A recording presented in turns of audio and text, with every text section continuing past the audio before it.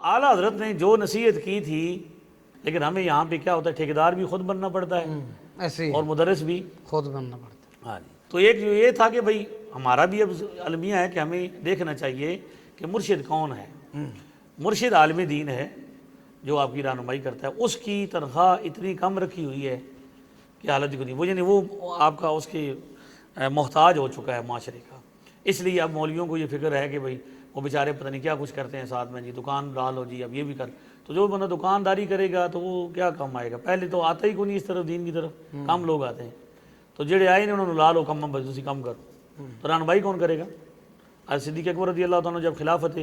کا آپ کا پہلا دن تھا تو آپ نے وہ تھان اٹھایا ہوا تھا اور جا رہے تھے، حضرت عمر نے پوچھا بھی کہاں جا رہے ہیں؟ کہا جی روزگار کا مسئلہ ہے، تو فرمایا کہ اگر آپ روزگار کریں گے تو مسلمانوں کے معاملات کون دیکھے گا؟ تو پھر انہوں نے وظیفہ رکھا۔ ایسے ہی جو نصیحت کی تھی وصایا شریف میں ہمیں، وہ دوسروں نے پڑھ لی،